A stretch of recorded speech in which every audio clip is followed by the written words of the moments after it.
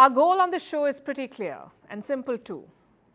Give you the news, context and analysis. We try not to become the news ourselves, but sometimes we just can't help it. Today is one of those days.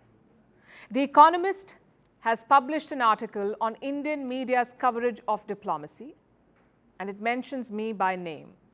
It also talks about our network.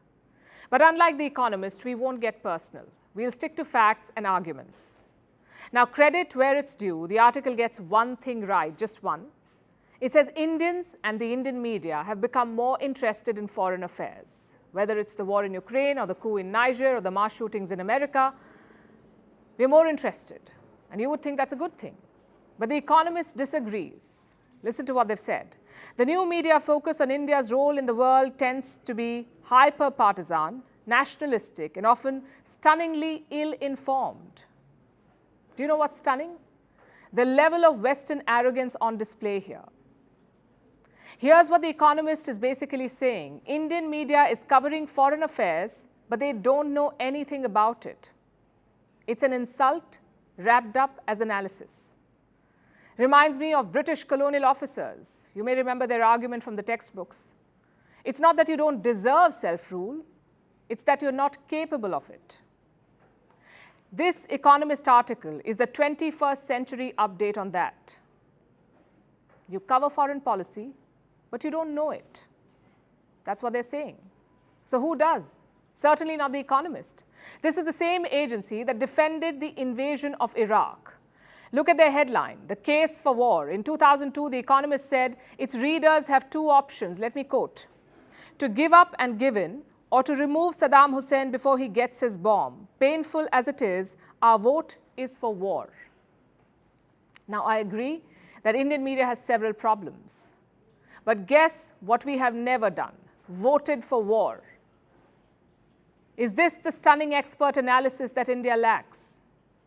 Around 200,000 civilians died after the US invasion of Iraq. 0 weapons of mass destruction were found. Was that not ill-informed? And it wasn't just The Economist.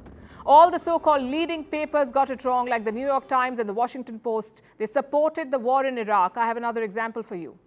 China. In 1999, China joined the World Trade Organization. The Economist was thrilled. Listen to what they said.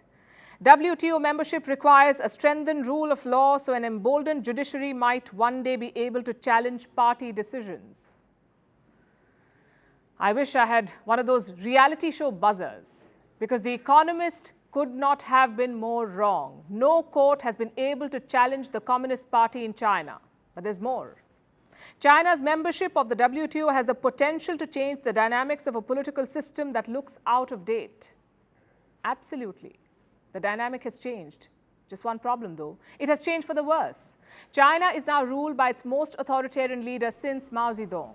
I could go on, but you get the point. The Economist has got plenty wrong. It was wrong about Google. It was wrong about digital music. It was wrong about the 2008 financial crisis. It was also wrong about the Eurozone crisis. Yet they call the Indian media stunningly ill-informed. I must say, full marks for audacity. It takes a special skill to be wrong so many times and still criticize others. The Economist should probably publish an article with all their mistakes. And spoiler alert, they have. It's called To Err is Human. Let's come back to the article, though, the one they've published now. Towards the end, The Economist has some advice for the government of India. Rein in your media, that's what they're saying. If not, it will affect India's relations with the West. So much for the freedom of press. This article sort of disproves the point it makes.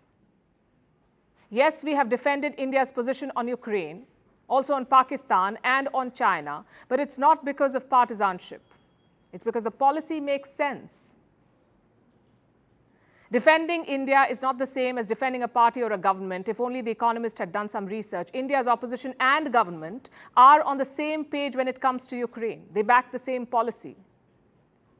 And let's be clear, this is not about hyper-nationalism or partisanship or anything else. It's about arrogance. Western media can criticize India all they want to. When they do it, it's freedom of press. But when Indian media criticizes the West, it is ill-informed. If this isn't arrogance, what is? The Economist says, we taunted Europe. by calling them weak and dependent on America?